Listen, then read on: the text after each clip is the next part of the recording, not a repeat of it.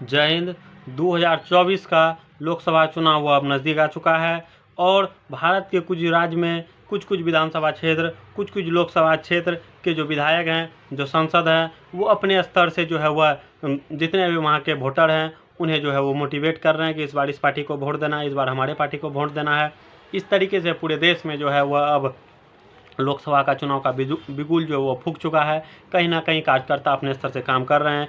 BJP के कार्यकर्ता BJP के अपने फायदे बता रहे हैं, कांग्रेस के कार्यकर्ता कांग्रेस ने क्या किया था इतना दिन में और वो अभी क्या कर रही है घूम घूम के पूरे देश में, ये सब बातों को बता रहे हैं कि इस तरीके से पूरे हिंदुस्तान में जो है वह लोकसभा का चुनाव का बिगुल बच चुका है। और वहीं जो है भारत के सबसे बड़े राज्य उत्तर प्रदेश और बिहार के जो है वह उत्तर प्रदेश और बिहार, जहाँ की भोजपुरी भाषा ज़्यादा बोली जाती है, तो भोजपुरी के पावर स्टार पवन सिंह को इस बार जो है वह पवन सिंह के ऊपर जो है इस बार बीजेपी आलाकमान जो उस पर विश्वास करती है और पवन सिंह के ऊपर जो है वह अपना दाव खेल सकती है। और जो यह क्लियर भी हो चुका है, आलाकमान का यह संदेश आ चुका है कि इस बार जो है पवन सिंह को भी वह लोकसभा क्षेत्र के मैदान में उतारेंगे। आइए आपको हम एक एक करके पूरी बात बताते हैं कि पवन सिंह को कहां से खड़ा करेंगे, उससे पहले वहां के कौन सांसद थे, वहां बीजेपी के जो कैंडिडेट थे उन्होंने कितना वोट हासिल किया था और वहां के जो एंटी जो भी पार्टी थे उन्होंने कितना वोट हासिल किया था। आइए आपको हम एक एक करके पूरी बात बताते हैं। आप मेरा नमस्कार स्वीकार कीजिए। मैं परमानंद सत्यवादी और आप चाणक्य न्यूज़ बिहार देख रहे हैं। आज से नहीं, 2014 से ही सब बार यही सुनने को मिलता है कि अगली बार जो है भाजपा को हरा देंगे। फिर 19 में भी यही सुनने को मिला कि अब की बार भाजपा का आखिरी समय है। 24 में भी शायद लगता है यही सुनने को मिलेगा कि अब की बार भाजपा का आखिरी समय है। कहने वाले जो भाजपा को कहते थे कि उसका आखिरी समय है, उसका ज़िंदगी आखिरी आ चुका है। 400 सीट से जो है वो लोग आज 44 सीट पे आ चुके हैं और जो 2 सीट पे था वो जो है आज 350 सीट पे जा पहुंचा है। इस तरीके से जो है भारत में सत्ता पलट होता है, कभी उसका सत्ता तो कभी इसका सत्ता। लेकिन जो भगवान को गाली देंगे उसका सत्ता खड्डा में जाएगा और जो भगवान का हाथ पकड़ के चलेंगे वह शीर्ष सिंहासन दिल्ली के सिंहासन पे सब दिन बैठे रहेंगे। आइए आपको हम बताते हैं कि पश्चिम बंगाल विधान लोकसभा क्षेत्र से जो है वह पश्चिम बंगाल का लोकसभा क्षेत्र है। पश्चिम बंगाल में टोटल लोकसभा के 42 सीट हैं और वहीं विधानसभा के 295 सीट हैं। तो 42 लोकसभा सीट में बीजेपी जो था पिछले बार जो 2019 में इलेक्शन हुई उसमें बीजेपी 17 सीट पे जीत हासिल की थी। वहीं तृणमूल कांग्रेस ममता बनर्जी की सरकार वह 23 उनके पास 23 सांसद है और जो है हाथ छाप पंजा छाप जो है उसके पास 2 सांसद है। इस तरीके से जो है 2019 का लोकसभा चुनाव में सीटों का बंटवारा हुआ था कि 42 में 42 सीट किनके पास है। तो आपको हम बताएं बीजेपी के पास 17, टीएमसी 23 और हाथ छाप कांग्रेस के पास 2 सीट था।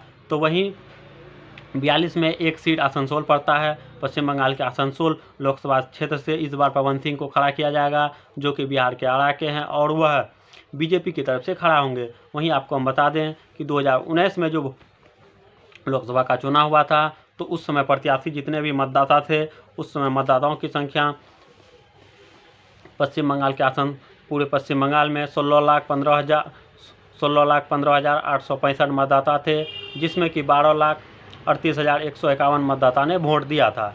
तो वहीं जो था 2019 के लोकसभा चुनाव में बीजेपी की तरफ से बाबुल सुप्रिया बराल नाम की जो महिला थी वही बीजेपी की तरफ से थे, बाबुल सुप्रिया, जिन्हें कि 6,33,378 वोट मिले थे। वहीं तृणमूल कांग्रेस हाथ ममता बनर्जी के मुनमुन सेना जो कि वहाँ उनको खड़ा किया गया था टीएमसी के तरफ से और मुनमुन सेना को 4,35,741 वोट मिले थे।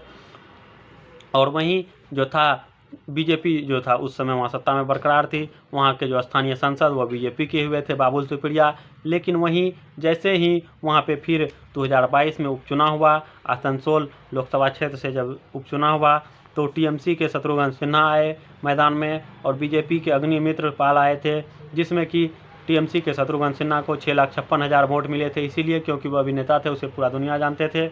और वहीं बीजेपी के अग्निमित्र जिन्हें कि 3,53,149 वोट मिले थे, तो टीएमसी के शत्रुघ्न सिन्हा 3,03,209 वोट से वह जो है वहाँ विजय हुए थे। और वहाँ के अभी स्थानीय सांसद उपचुनाव के बाद वह बीजेपी टीएमसी के ही शत्रुघ्न सिन्हा हैं। तो इस बार 2024 के लोकसभा चुनाव क्षेत्र में जब सामने टक्कर वाला ना हो तो टक्कर का पता नहीं चलता है। जब सामने आपके सामने मज़ेदार आदमी, आपके दम का आदमी बैठता है तब आपको पता चलता है कि आप कितने पानी में हैं। जब वहाँ एक अभिनेता हैं तो वहीं भोजपुरी के पावर स्टार, भोजपुरी के भगवान कहे जाने वाले, बिहार, यूपी बिहार के साथ साथ देश विदेश के दिलों, सभी लोगों के दिल पे राज करने वाले पवन सिंह को इस बार बीजेपी जो है वह पूर्ण रूपेण आसनसोल लोकसभा सीट से जो है बीजेपी प्रत्याशी घोषित करने वाली है, वहाँ खड़े करेगी, वहाँ से उसे चुनाव लड़वाएगी। और है जो है सभी को उम्मीद है, बीजेपी के आला कमान को उम्मीद है कि इस बार जो है बीजेपी आसनसोल में जो वह पूर्ण रूप से बहुमत में आएगी और जो है वह आसनसोल के जो है सांसद वो पवन सिंह बनेंगे। कुछ लोग का सोच रहे थे कि पवन सिंह का घर आड़ा में है तो पवन सिंह आड़ा से लड़ेंगे।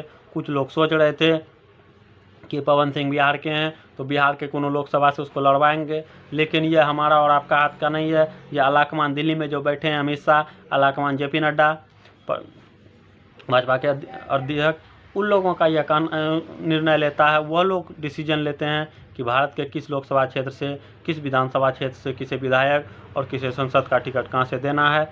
तो इन सभी का निर्णय वहाँ लिया जाता है, दिल्ली में लिया जाता है। बाकी अब इस बार जो है शत्रुघ्न सिन्हा और पवन सिंह के आमने सामने की टक्कर होगी।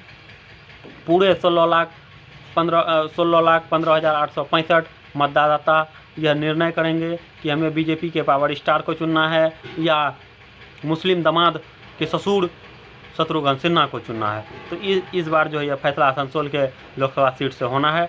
बाकी आप पावर स्टार पवन सिंह के बारे में क्या सोचते हैं, आप मुस्लिम के ससुर शत्रुघ्न सिन्हा के बारे में आप क्या सोचते हैं, कमेंट करके ज़रूर बताएं। तब तक के लिए जय हिंद, जय भारत, वंदे मातरम।